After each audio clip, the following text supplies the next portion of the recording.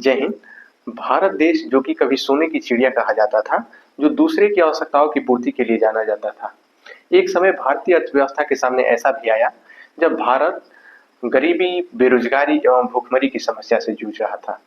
आइए जानते हैं कि इसके पीछे के कारण क्या है और किन परिवर्तनों के द्वारा इस समस्या का समाधान किया गया। सबसे पहले घटना है वर्ष 1947 की, जब हमारा देश नई नई गुलामी की जंजीरों से मुक्त हुआ था। देश को यह डर फिर से सता रहा था कि कोई बाहरी शक्ति पुनः उसके सीमाओं में प्रवेश न करे और फिर से भारत को गुलाम न बनाए। इसके लिए औद्योगिक नीतियों को कठोरतापूर्वक बनाया गया।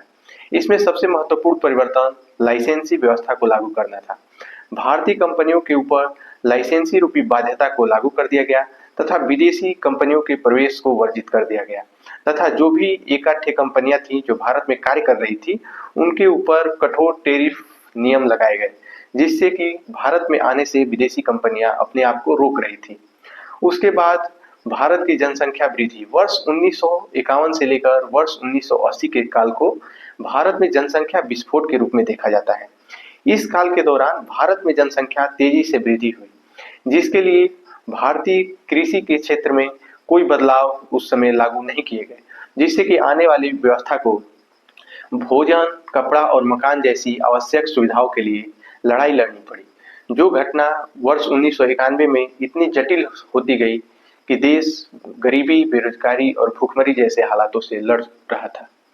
इस समस्या का समाधान करने के लिए तत्कालीन प्रधानमंत्री नरसिम्हा राव तथा उनके शासनकाल में वित्त मंत्री रहे मनमोहन सिंह जी ने एक कठोर निर्णय लेने का प्रयास किया।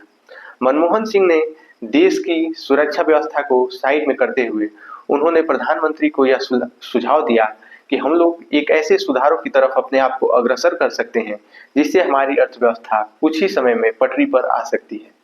इसके लिए उन्होंने 3 सूत्री सुझाव दिए, जिसको कि एलपीजी सुधार के नाम से जाना जाता है। एलपीजी का पूरा नाम एल स्टैंड फॉर लिबरलाइजेशन अर्थात उदारीकरण, पी स्टैंड फॉर प्राइवेटाइजेशन अर्थात निजीकरण तथा जी स्टैंड फॉर ग्लोबलाइजेशन अर्थात वैश्वीकरण। आइए विस्तार से जानते हैं कि इन क्षेत्रों में किस प्रकार के परिवर्तन किए गए। लिबरलाइजेशन का अर्थ है कि उदारीकरण। उदारीकरण उस संबंध में किया गया जिससे कि टेरिफ व्यवस्था को समाप्त किया जा सके तथा विदेशी कंपनियों को भारत आने के लिए बाध्य किया जा सके। कंपनियों को एक लालच सा दिखा, क्योंकि उनका मानना था कि पहले भारत में अधिक टेरिफ देना पड़ता है, जिसके बाद टेरिफ हटाने पर भारतीय कंपनियों तथा विदेशी कंपनियों में प्रतिस्पर्धा बढ़ी। विदेश से हजारों की संख्या में कंपनियां भारत में अपने प्लांट को स्थापित की, जिससे कि भारत में विदेशी मुद्रा भंडार का संतुलन पहले से काफी बेहतर होता गया। उसके बाद ग्लोबलाइजेशन की बात करते हैं अर्थात वैश्वीकरण। भारतीय बाजार आजादी के बाद से अपने आप को संकुचित कर चुका था। उसको डर था कि पहले की तुलना में जिस प्रकार से 1600 ईस्वी के आसपास ईस्ट इंडिया कंपनी व्यापार करने के उद्देश्य से आई और लगभग 200 से 250-300 वर्षों तक भारत में राज किया, ठीक उसी प्रकार कोई अन्य कंपनियां वर्तमान के दौर में ऐसे हावी न हो जाए जिससे भारत को फिर से गुलामी की जंजीरों में बांधना पड़े। इसके लिए ग्लोबलाइजेशन अर्थात वैश्वीकरण की तरफ देश को अग्रसर किया गया। वैश्वीकरण का परिणाम यह हुआ कि रसिया, अमेरिका, जर्मनी जैसी कंपनियां भारत में अपना निवेश कर सकी तथा भारत से आयात एवं निर्यात को बढ़ावा मिल सका। उसके बाद प्राइवेटाइजेशन की बात करते हैं। यह सबसे अहम निर्णय था, क्योंकि देश में ज्यादा से ज्यादा आजादी के बाद सरकारी नीतियों की तरफ देश अग्रसर हो रहा था। भारत की ज्यादातर संपत्ति सरकारी कंपनियों के हाथ में थी। इससे हो रहा था ये कि देश में जो भी लोग कार्य कर रहे थे वो गवर्नमेंट के अधीन काम कर रहे थे। इससे काम के घंटों में कमी तथा काम के द्वारा निकला गया परिणाम काफी कम मात्रा में रहता था। धीरे धीरे प्राइवेट कंपनियों को सरकारी स्वामित्व में हस्तक्षेप करने का आदेश दिया गया, अर्थात धीरे धीरे प्राइवेट कंपनियां सरकारी कंपनियों के ऊपर अपना दबाव बनाती गई और एक समय ऐसा आया कि देश में गवर्नमेंट स्कीम से ज्यादा प्राइवेट स्कीम तेजी से लॉन्च होने लगी। इसका परिणाम यह निकला कि देश में अधिक से अधिक लोगों को रोजगार मिल सका तथा वे लोग जो रोजगार के उद्देश्य से विदेशों को स्थानांतरित होते थे वह देश में आसानी से रोजगार प्राप्त करने लगे।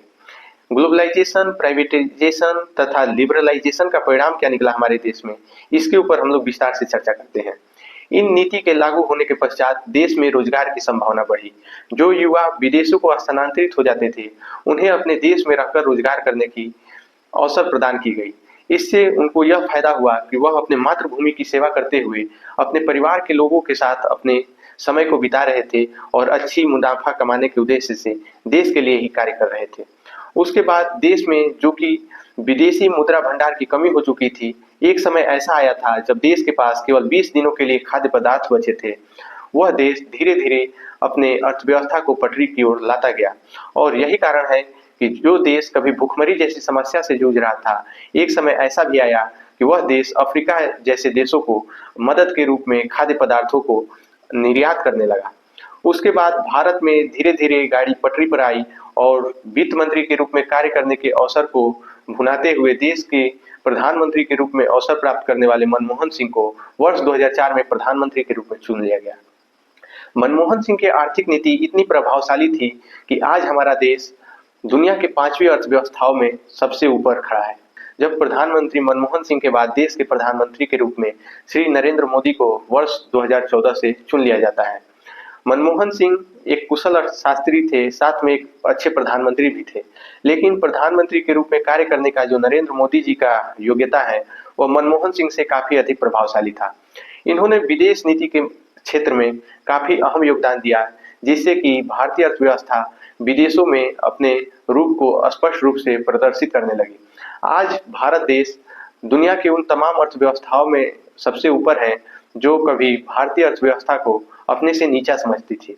ऐसे इन्फॉर्मेशनल वीडियो के लिए आप मेरे वीडियो को लाइक कर सकते हैं तथा चैनल को सब्सक्राइब करें, जिससे कि समय-समय पर आपके पास इन्फॉर्मेशनल वीडियो पहुंच सके। जय हिंद।